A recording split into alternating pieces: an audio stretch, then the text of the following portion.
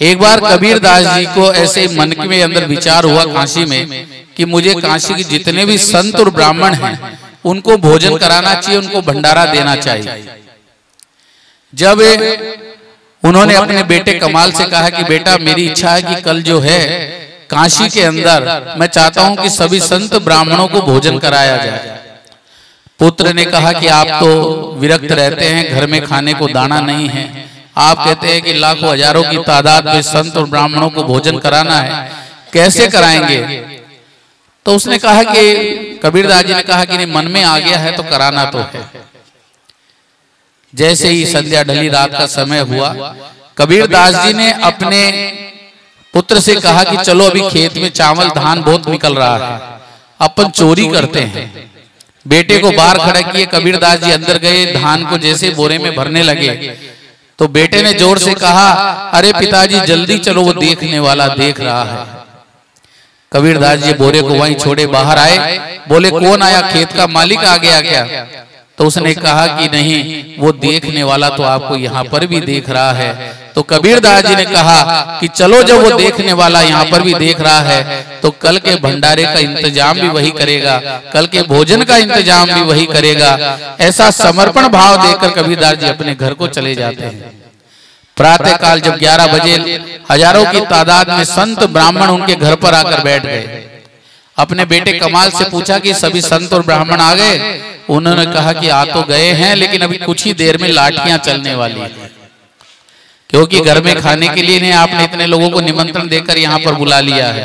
तो उसने कहा कि जब वो देखने वाला देख रहा तो मजाल है किसी की कोई लाठी चलाए। लेकिन कबीरदास जी का अटल विश्वास था, तो उन्होंने बाहर देखा कि इतनी देर में हजारों की तादाद में रथों के अंदर, बैलगाड़ियों के अंदर, सबके अंदर सामान पकवान भर भर कर आने लगे। और सब ब्राह्मण संत महात्मा जिन्होंने भोजन किया, प्रसाद पाया, दक्षिणा ली और साथ में बांध कर भी ले गए। कबीरदास जी को इधर लगा कि अब ब्राह्मण बड़े संत बड़े गुस्सा होने वाले हैं, तो पीछे के रास्ते से निकलकर जहां पर वट वृक्ष हो क्या जो वो बनी हुई थी उसके अंदर जाकर बैठ गए। और देखा उन्होंने कि कुछ ब्राह्मण बात करते हुए उधर से ही आ रहे थे। कबीरदास जी ने कहा कि लगता है जिस प्रकार सिंह को मांस की खुशबू आ जाती है, उसी प्रकार ब्राह्मण लोग सब ढूंढते हुए मेरे को इसी तरफ आ रहे हैं। लेकिन वो बात करते हुए गए कि आज तक जितना भंडारा भोजन प्रसाद हम लोगों ने किया, लेकिन कबीरदास के जैसा कहीं पर नहीं किया। कबीरदास जी वहां से दौड़ते हुए आए और उन्होंने पूछा उन लोगों से कि ये इतने जो पकवान भेजने वाला ये कौन था?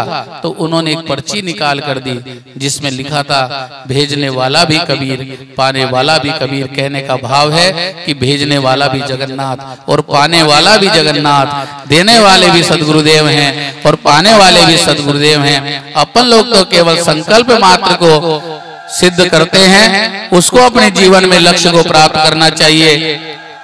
आज उसी लक्ष्य को प्राप्त करके आप सदगुरु महाराज से जो भी आप उनकी समाधि पर मांगेंगे, जो प्रार्थना करेंगे, वो आपको संकल्प को जरूर पूरा करेंगे, ऐसे मुझे विश्वास है।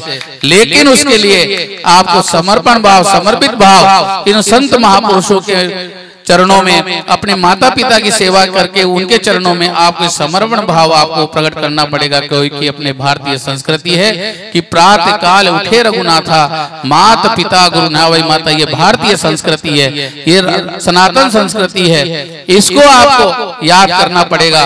और जब यह समर्पण आपके अंदर होगा तो आप अपने लक्ष्य को प्राप्त कर सकते हैं। नहीं तो कवि ने कहा है कुछ संत दर्शन को आते हैं, कुछ प्रवचन सुनने को आते हैं। क्योंकि आप जितने लोग यहाँ पर आए हैं तो बहुत से लोग जो आए उनके सबके अलग अलग मन के विचार हैं। कोई मन में विचार करके आए कि भगवान जगन्नाथ सामने बैठे हैं, उनका दर्शन करेंगे तो हमको बड़ा आनंद मिलेगा।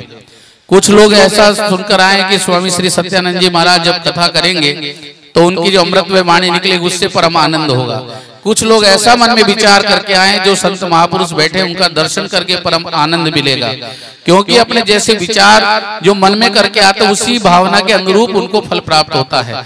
जिस प्रकार भगवान राम का जब विवाह होने वाला था, स्वयंवर हो रहा था, तो भगवान राम के सभी राजाओं ने वह अलग अलग रूप में दर्शन किया। जो कुटिल राजा थे उनको भगवान राम ने काल रूप में दर्शन दिया, जो भगवान को इष्ट रूप में मानते तो भगवान ने उनको चतुर्भुज रूप में दर्शन दिया, संतों को भगवान ने इष्ट रूप में दर्शन दिया, महाराज जनक को अपने बालक स्वरूप में दर्शन दिया, क्योंकि जाकी रही भावना जैसी प्रभु मूरत देखी तिन तैसी, जिनकी जैसी भावना है भगवान उसको वैसा ही दर्शन देता है।